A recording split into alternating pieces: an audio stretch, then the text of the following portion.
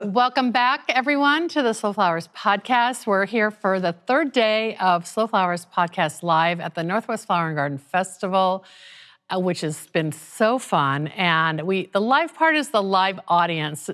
We are pre-recording this, so thank you so much, Janice Cox, for joining me. Well, thank you, Deborah, for having me. It's so great. Janice is a longtime Slow Flowers member and has a really unique niche in the floriculture world. And I'm just going to read your bio, and we can share that with people. Okay. Janice is a nationally recognized expert in natural beauty, DIY skincare, and gardening for health and wellness. She's the author of 5 books, most recently, Beautiful Roses, Made Easy, which we're going to talk about. And this is why you're here. Well, Yes. One of the reasons you're here to speak at the show. Yes. She also created a hands-on workbook series focused on growing, using, and enjoying plants. With more than 30 years of experience, Janice shares her expertise through writing, speaking, and live demonstrations at gardens and events nationwide. And she has served as education chair for the Herb Society of America and lives in Southern Oregon, where she continues to grow, create, and inspire others every day. Thank you for joining me. I've been wanting to have you on the podcast for so long, and doing it together rather than over Zoom is so much better. I like that. Yeah. So Janice, you are kind of unique in that you're not a flower farmer and you're not a floral designer, but you're using plants or educating people about the usefulness of plants. Is that sort of how you define yourself? Well, I think that's my mission statement, is to get people to use and enjoy their plants. I do have a farming background because I grew up in a farming family. My grandfathers were citrus growers and my dad was a farmer. So I know the farm life. I guess You're not afraid of that. No, it's not as glamorous as we all see on social media. But I also, when I started out, I really like teaching people how to enjoy and really use their plants beyond, just growing. And that's in itself, and sometimes it goes hand in hand. Like if you like a flower, then maybe you want to grow it, right? Or you've been attracted to one, or you want to start a project like plant dyeing or natural beauty, so I started out teaching everybody how to make your own body care products using plants. And natural beauty at home is sort of your business name. That's my original book that came out like maybe over 30 years ago. Oh, okay. And it was a cookbook. And people would come up to me and it would be all written in, and which I loved because it meant they were using the book. You mean they were like writing in the margins? Yes, and sometimes they would give me tips and ideas that worked better because, I don't know everything. Right, it's all subjective, right. About 6 years ago, I started doing workbooks, and that's what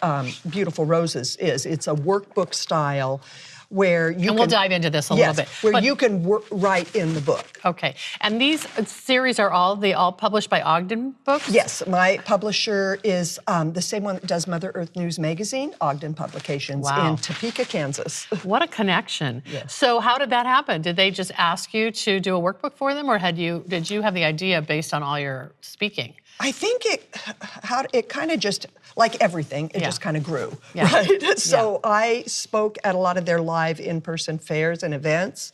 I've written for the magazine for years. And then we redid some of my original books.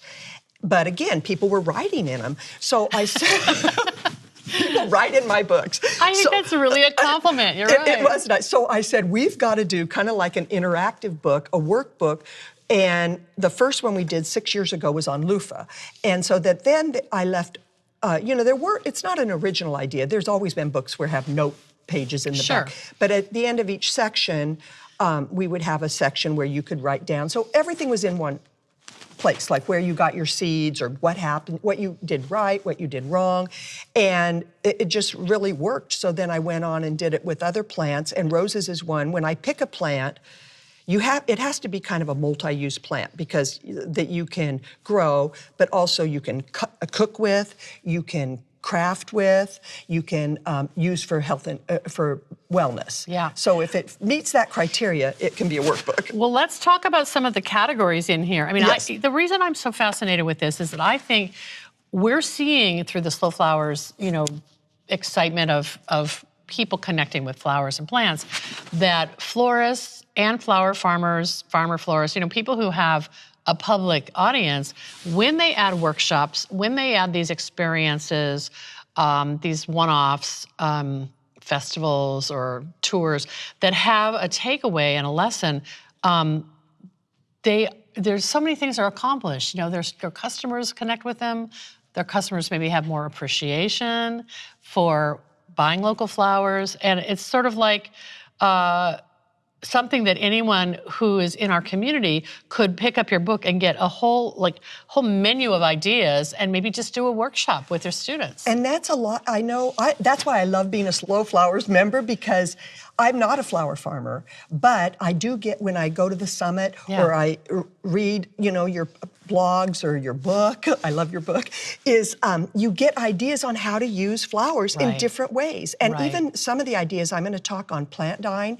You had a florist on last year in San Francisco that I think at the end of the day, she sweeps up her buds and flowers and brews up natural dyes. Yes. And so I love that idea that she had these rainbow of ribbon. I think it even became a trend, creative waste. Creative waste, and it's actually a flower shop in down in Central California.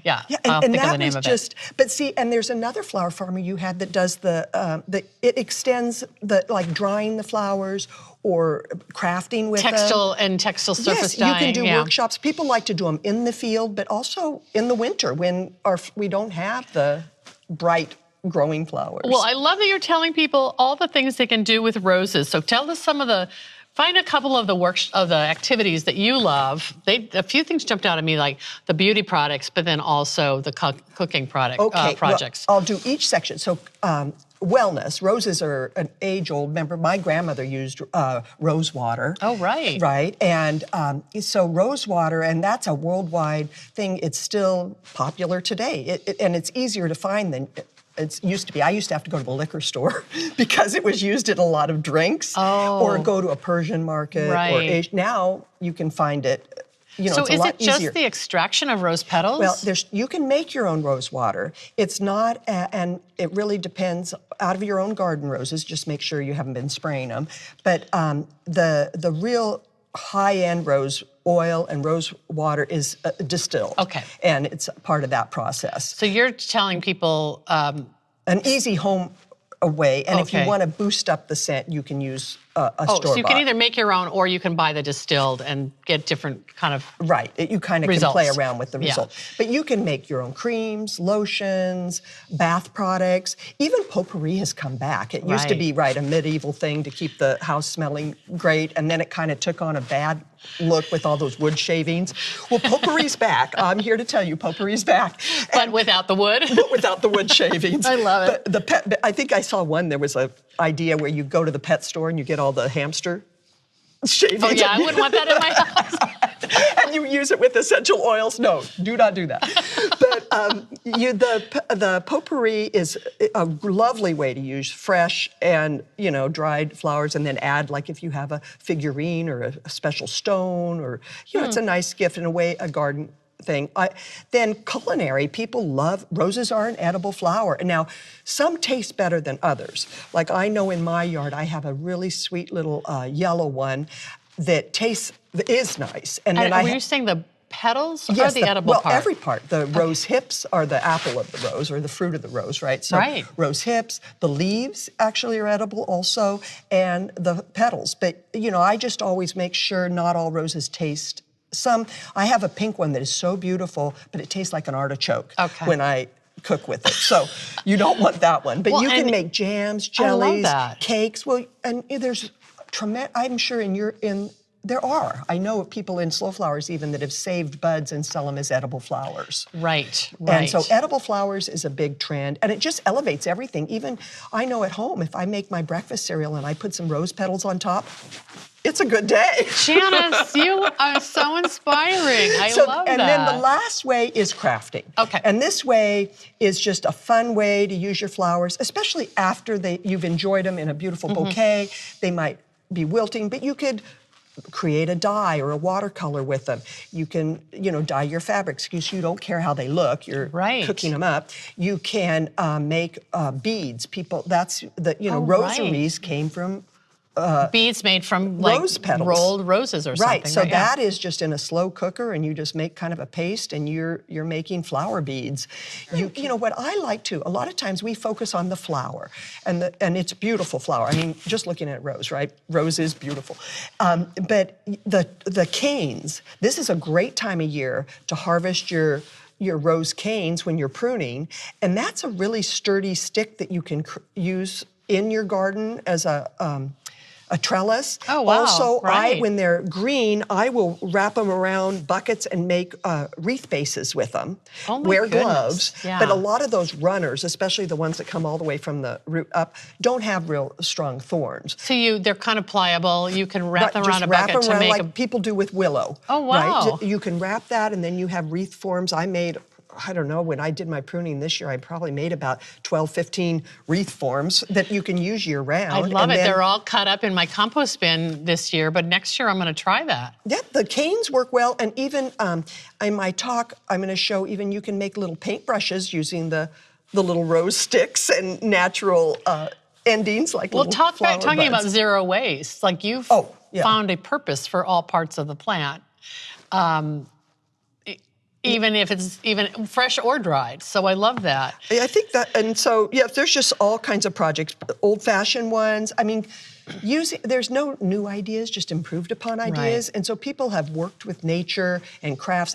It used to be out of necessity, right? Like we had to dye our fabrics with plants. Right, we didn't have a synthetic option, and who wants that, right? But now it's a lifestyle choice because people are going back to the natural and the reusing. It's the no waste. I think that's one of your trends too. Well, we've talked about that a couple times, and I have to say, when we do those forecasts, or those insights, Robin Avni and I draw from what Slow Flowers members are doing. So roses are probably going to be in the 2027 forecast because of you, because we're so inspired by this. Well, roses it's the oldest flower. They found it back in dinosaur times. There's fossils that have roses. It's the flower it's our national flower. Right. And roses just have, I did an article once for, I think it was 1-800, well, I don't know if I can blurb it, but it was all on rose facts, and roses have gone to space. I mean, roses are just a flower that it's probably the first flower people identify or can identify, even as a small child. It's so true. People have such nature blindness, but they do know what a rose is. And it's part of like your whole life. I mean, from, birth to, funeral flowers. I mean, roses seem to find their way at every celebration along the way. I just want to eat a whole meal out of your book. And this cooking with roses, and you've got rose-infused water or tea. And truffles and ice cubes. But, you can make a simple tea. I mean, a tea, a tincture, an infusion is basically all the same thing. You take your dried or fresh flowers and just cover them with let them steep in boiling water. And a lot of people enjoy, like there's a nice tea blend is like rose and lavender and chamomile. That sounds so soothing. Yeah, and if you have your roses, I mean, I just make sure when you're growing your roses, or if you're getting them from a friend, that they haven't been sprayed. Now, for crafting, that doesn't matter. But like in my yard, even sometimes I'll tie a ribbon around certain plants that I want to make sure they don't get any insecticide or, You make sure they stay organic. They stay organic. Yeah. And so that's my big tip, is make sure you kind of know your source. And if you're foraging, kind of know, what's going on. I think that is really a good point, that whenever there's an edible component to gardening, it kind of forces people to be organic in their practices. So you're just showing another application that even if you are putting it on your body, you might, want it to not be treated with any chemicals. So. I always say, because our skin is our largest organ, so yeah, what goes on you goes in you. And but if you can eat it, it's pretty safe for cosmetic use. Right. However, with food that grade saying, or whatever, yeah. I don't know your body, and if you have a known food allergy, then. When you eat tomatoes, you break out, well, then don't do a tomato mask. This is Janice's... That's my PSA. Yes, exactly. Well, speaking of which, and we're going to try to get a PDF of this so I can show on our show notes, something more close for people to look at. But glowing body scrub, which I want you to talk about, and then shower bouquet. Oh, I love a shower bouquet. These are so creative. It's a wonderful way, too, if you have somebody coming to your, as a guest, to give them a shower bouquet. They don't last forever. And I've seen these sold. They're kind of expensive, but you can just go out in your yard, gather up the fresh herbs, lemon balm, mint, lavender, roses. Anything aromatic. Anything aromatic, and just hang it in your shower, and then, let the steam, because showers have kind of replaced the bath, even though a good bath soak is still, I think, a very indulgent self-care thing. Yes. But for a quick shower and just looking at the colors, it gives you an energizing boost. That's so having a bouquet sweet. in your shower. And then, but it does, the steam will create that aromatherapy. Exactly. But after a while, they do kind of, especially if you're using fresh, you can do dry, but just make sure if you are, it's a limited time, because you don't want, like the shower bouquet. Environment, is. Oh, I love it. So you've got the bath salts, but then Bath you have salts the are salt. number one, So yes. that's salt, and then you've got the body scrub, which is sugar. So these are kind of easily accessible ingredients. So easy. I always say that if you can mix together, if you can cook, you can make body care products, and if you can just mix together a few things. I try to say I wish it was more difficult, but it really isn't. But they still need the book. They still need the book. But it makes you, what I do know, making your own things, like anything, it makes you a label reader. So that's kind of how I started. I started because we lived way out in the country, and so it was kind of out of necessity. As a young girl, I wanted to make facial masks and body creams and lotions, and we didn't have a body store shop. nearby. Yeah, so I guess Before I lived mail order even. Right, yeah. I lived the DIY lifestyle, not knowing it. Right, that is now everybody's doing. I'm just going to pause here and ask you about that path to flowers and to your current profession. Did you grow up in Southern Oregon? Yes, I did. Okay. Yes, I did. So Oregon native. Yes. You grew up on a farm. Yes. What did you think you were going to be when you grew up? Because your path has been... Well, I can tell you what I've been. Give us the resume. I've always loved crafting and beauty and working with my hand, sewing, doing, like I said, all my friends and we were probably DIYers, not realizing it. We just had to do it that way, right? You'd see somebody at school, what pattern is that, right? Not just like, where'd you get that dress? I think we're kind of from the same era. But then I went to University of Oregon, go Ducks, and I ended up being a political science major, and then I went on and I became a computer science major. Oh my goodness, And so I Janice. worked for IBM as an engineer for several years. But Total left brain. Yes, so I think that helped me learn PERT charts and processes, and so that kind of helped me when I was putting together how to do things. Like writing instructions. Yes, but then I think, what are we supposed to have? That book passages, we're supposed to have 7 careers in our life. So that makes me feel better. That career kind of took a change when we moved to Australia, and I really got into the natural world there. And we came back to Oregon, and my husband went to. There was the Body Shop. Was there, and I really liked their grapefruit soap. And my husband went to buy it for me, and he came home and, no, I'm sorry if you're watching this, but he complained about the price and said, I love you, but that's kind of expensive. So he goes, can't you make this? Because I make a lot of other stuff. And I said, yeah, I can. So I started putting together all my recipes, and that became Natural Beauty at Home. We had like 250 recipes. Oh my goodness. Head to toe, and it was one of those like Julie Andrews moments, when you shut a door or window's open. I went down and I left my job and I went into the world of natural beauty. And so that was, I don't know, over 30 years ago. And I had young daughters at the time. But then it took me on a path of writing magazines, teaching people, writing books, and sharing your knowledge. Right. At the time, I had a publisher in New York. And so, I did a lot of that. And I've kind of come... It's just always been there now, part of what I do.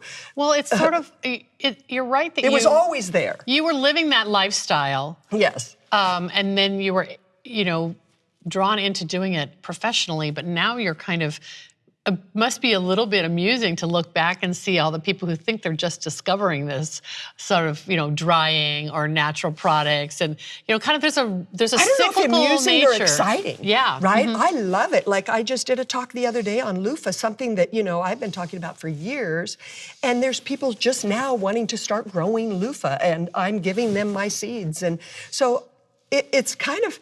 I love that. It is rewarding. It is, seeing, that you can make these things, or just you can't. And even the other day I did a talk, and there's a couple of young girls there that they're starting their own products and going to go out to the, and trying to sell them. And there's a lot of that being done now. And even flower farms. I have a book all on lavender, and there's a lot of lavender farms that have workshops, but also have their own products now, using their lavender that they didn't sell, during their, because lavender's only an 8-week So when season. it's a fresh product, and then there's also this after sort of secondary market. Yes. I just want to talk about loofah for a minute, because when I walked into the hotel a couple days ago, you were walking out with this clear glass vase, like a cylindrical vase, with a cylindrical loofah in it and flowers coming out. And I thought to myself, okay, what's she up to? A loofah. Can you describe what loofah is, and also... Was that like a mechanic or something? Yes. And, that's a big trend in slow flowers, no foam, right? And so loofah is could be a natural mechanic, because you can stick your flowers in there. It retains moisture very well. So if you are traveling with a bouquet, it's a nice way to keep the flowers hydrated. Is it easy? Do you have to cut the center out, or...? No, well, I didn't on that one. You can. You can easily do that. You can stick some holes. Poke it. Poke it in, just depending, if you're doing like a fragile flower, you're going to probably want to help guide it in there. Okay. But loofah is, a lot of people don't realize that it is a plant you can grow in your garden. It's in the cucumber family, the gourd family. So if you're growing gourds and cucumbers, you can have a loofah. All you really need is pollinators. Okay. But you can become your own pollinator if you want. Pollinators, full sun, and a place and support. It needs to climb. It likes to climb on... like a gourd would. Yes, it likes to climb on like a fence. But I've seen now people, remember the sunflower houses? Well, people are making loofah lounges, because it is a fast-growing plant, and it will cover a trellis. And so... And then you could make like a little... a little hut and go inside? Oh, yes. It used to be a children's thing, but now, adults are in those sunflower houses, and they're going to be in the loofah lounges too. That is so crazy. Maybe drinking a rose cocktail. Yes, there you go. It's all edible. But I do that because a lot of people, they know it's a skin scrubber. It's a good way to exfoliate. That's an old practice. I mean, back in friction bathing, people used to use loofahs. Egyptians used loofah, right? Loofah is an ancient plant. So, that's a trend I noticed at the flower show this year, a lot of ancient techniques. Yes. And so ancient plants are another thing. You're just on trend. There I am. I'm not even realizing it. When you grow the loofah and you harvest it like a cucumber or something, it's fresh. Yes. Like or do you have, is it instantly in that tan, dried stage, or do you have to dry it? Okay. So when you grow your loofah, it will grow and blossom, and you'll have male flowers and female flowers on the same plant. And then if those get pollinated, then you will get a sponge gourd. Oh, okay. And then that is a green, and you can eat, they're edible. People eat them. Of course. So if you want to eat your sponge gourds, you can do that. They're not very flavorful. They're kind of green, like a kind of a really green cucumber with not a lot of flavor. Okay. But then if you just leave it, it takes about 75, 90 days, depending where you live. It will turn this, you just want it out of your yard, because it's just this ugly brown thing. Like almost like a long zucchini or something. Yes, and if you shake it or hold it, it'll be kind of crispy feeling, and you'll hear the seeds. Every loofah, once you start, watch out, because you'll be the head of the seed exchange, because every loofah has about 100 seeds in there. Okay. But then you'll hear it, and you can pick it, and then you just peel off, you kind of stamp on it and peel off that brown. And what you're using is the loofah sponge is actually the plant's skeleton, or, the fibrous inside. Now, this year I had to pick a bunch in November, and they were still kind of green. So my tip there is just leave some vine, and bring them in the house. And then mine continued to... Oh, when you cut it, have vine on the fruit. Yeah, leave some vine on it and bring it in the house. And then, because sometimes, especially in the Pacific Northwest, we don't get all the way to brown stage, but you can bring them in and then they will dry out and then you can peel them.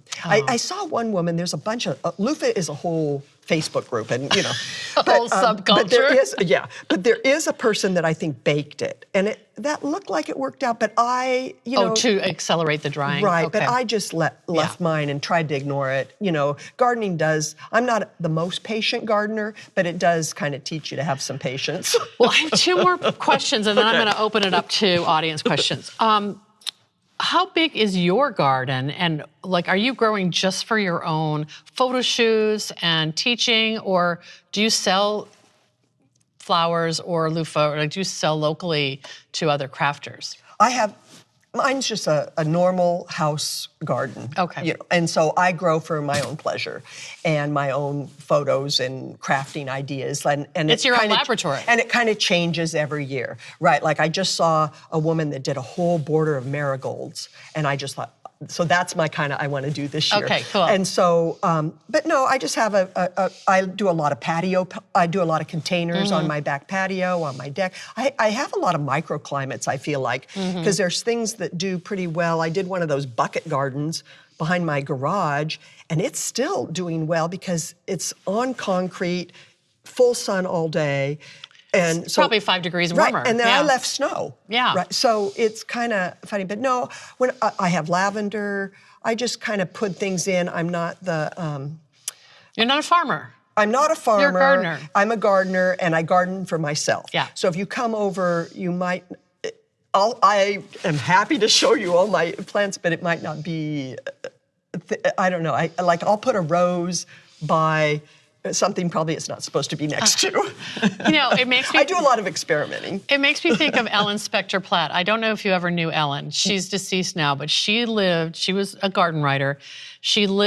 When she retired, she lived in a high-rise on the east side of Manhattan and somehow managed to get the permission from the Homeowners Association to be in charge of the rooftop garden. She turned that rooftop garden on East 80th Street and 3rd Avenue into her laboratory for all the books she wrote and all the magazines. And I'm thinking, if she can do it on a rooftop garden in the city, you can do it in a couple acres or, suburban lots. Yeah, because almost all the photos in my book I take. Wow. And so it's You're kind of... a triple threat. No, I don't know about that, but wow. And so I do have those. It is nice if you made the rose olive oil cake, then to go get some fresh roses and put on top and to have it right there in the yard. Yes. But I change all the time. I remember when hops was the herb of the year. I had a lot of hops, and I haven't had hops for years now. They still poke up places, but I'm not really... have the big poles. Well, the hops had to move so the loofah could thrive. Right, and this year everything was turmeric, and ginger, and so I kind of, was experimenting with that and wasabi. There's a wasabi farm in the Oregon coast that you can get tubers from. So all these sort of culinary wonders that maybe are considered fringe are kind of moving into the mainstream. So people love these ingredients for cooking, but they don't know how to grow them. So that's another facet of your education. Right. I love that. That's my mission, is use your plants, grow your plants, enjoy your plants, in a new and different way, maybe that you hadn't thought of. Yeah. Or you used to do, I get that a lot of times too. Oh, I used to do that. I used to have that, and I miss it. Yeah. So go back. So you're encouraging people. I hope so. Okay, after we finish up... I hope so. Well, actually, I know. I hope so, too. And after we finish up here, you're going to go give a talk on the DIY stage at the flower show. And I want you to tell people what it's about and what you're wearing, because it's kind of related. Well, it's all on... adding color to your life and using your plants for natural color. So yes, I dyed some garden bandanas, which is I always have a bandana. I grew up with a mother that always had a bandana. She always had a red bandana in her purse, and it comes in handy. You're always having to tie something up or take some plants or, tie your hair. But a bandana is always have a bandana in your purse. But we're going to do dyeing. We're going to do a couple of different techniques, you know, the steaming process where you can see the flowers, but the natural plant dyes, it's amazing, and it's fun to play around with it because, you know, you might think, oh, lavender is going to be the most beautiful shade of purple. Well, no, it's actually kind of a green tint. Oh, wow. So it's a fun way to use your flowers and experiment, and then and just enjoy them. You can do tablecloths. I did one year marigold. I had a bunch of marigolds, and I gave everybody sets of napkins that I had dyed from my garden. This is why you need that marigold border. I know. I'm kind of going back to the marigolds, and then, but I'm never given up the roses. But I did. We're going to do that. We're going to do. You can make watercolors with it and do painting if you're an artist. So you can. cool. So it's a fun way to make paints. I even saw a recipe. I'm kind of playing around with it where people are making the pastel chalk. You make your own chalk with your plants. You're, you know, making your own pigments. Wow, that's and amazing. So plants really can add a lot of color to your life in more ways than none. And like here at the show, I see that in, you know, there's a show garden all on. It's an interactive one where they have these strips of dyed fabric that you can tie and think of a loved one, and, you know, kind of like a wishing tree. Yeah, I loved hearing about that. And I went to another talk, and they were talking all about the movie Hamnet, which I haven't seen yet because I hear you're going to cry. But all the costumes in that movie were used plant dye. So plant dyeing is now, you know, we say all these old things that used to be out of necessity. Now that's a lifestyle choice again. Natural colors and plant dyes are back in vogue. It probably will be in vogue. Well, I think you're opening up my mind, and I hope our viewers and listeners' minds on ways that they can layer these projects onto their existing Slow Flowers business. Yes. And find a new channel maybe to bring in customers, you know, who haven't discovered flowers or local flowers. Like I said at the beginning, I just think it's a fascinating intersection that where you exist and you're sharing so much knowledge, and I'm so inspired. So thank you for that. What are you doing next? Because this book just came out. It just came out this month. You're giving yourself a break, or you have another project in the works? I think I'm going to just really enjoy the roses, right? Good. What is that? Yeah. Stop and smell them. I'm just going to stop and smell the roses right now and enjoy the roses. Well, and your other books are still in the marketplace, so you're giving talks on those too. Yes, I have the workbooks we have on loofah, lavender, flowers, and roses, and roses. Okay. And then the Natural Beauty from the Garden is more of a big cookbook. And I have Natural Beauty for All Seasons, which is more seasonal. Like, what do you do, you know, in the winter? What things are out there and you can use. But yeah, I think I'm just going to stop and smell the roses, maybe dye some bandanas. I love it. I love and have fun. Enjoy my flowers. Oh, I love it so much. Well, before we wrap up, I want to just see if Kelly Jane has any questions. She's our best audience member. We'll repeat the question. You know, really, loofah is like a lot of crops. You have great years and you have bad years. And it really depends on things that are not in your control always, like the weather and the amount of pollinators. So the soil, loofah is not too picky about the soil. I know if you read the seed packet, they say putting it in the ground is best. I tend to like versus starting in a flat or something? I tend to like it in a container, and a dark colored container, because this is a tropical plant. It came from Egypt. You know, I remember we went on a trip to Mexico, and in the farmers markets, they're like this big. I mean, I brought those home on the plane, and everybody's, what is that? But, of course you did. But they, so I think, you know, really trying to keep them in a warm spot, lots of sun. And then when you first see those male blossoms, you know, that's a good sign. And then the females come later, because the males kind of set up, and don't be worried also, because they'll drop, right? If they're not used, those males just drop off. And then, but they keep coming. And then, but you can even kind of pollinate them yourself. You know, like I don't know if you've pollinated things, you know, just kind of Brush them together? Brush them together. And how do you tell the difference between the male and female? Well, the male is easy because they're kind of flat, and they run in packs. They've got a lot of blossoms on one stem. Okay. Where the female is kind of fuller and a little larger, and then she will have almost like a baby loofah behind her. Oh, okay. So they're very easy to say, and they're both on the same plant. And so you can just touch them together, kind of feel like you're, you know, matchmaker, and loofah matchmaker in the yard. And then they will develop, and just kind of keep an eye on them. You know, most plants, loofahs like water, but not too much water. I mean, I feel like more plants are killed with too much water than not enough water, which is kind of funny. Yeah. You know, but we like to overwater. But just keep them in a dry, sunny spot, and then when they start to grow, you know, give them some support, and hopefully you'll get a sponge. Hopefully you'll get a sponge. Right now, I like the rose, and the crazy thing about rose, it's pH sensitive, and I'm going to show that this morning, is so if you play around with the pH of the rose, like this is just straight rose, but if I want it to look kind of like darker, you can add like vinegar to it, and it'll kind of almost be like a reddish brown. If you want it to be really vibrant and more pink, like add cream of tartar to it, and then baking soda really changes the color. So I have a color swatch from the same dye bath, just changing the color, adding things to it, and even mixing it with other plants. But I would say right now, because I'm all about roses, I like the rose, and pink is one of my go-to colors. Blue and pink are my go-to colors. So I would say I probably would go with the rose. But there is that butterfly pea. I got some of those seeds this year, and I'm going to try and grow that. You know, the butterfly pea tea? No. Have you tried that? No.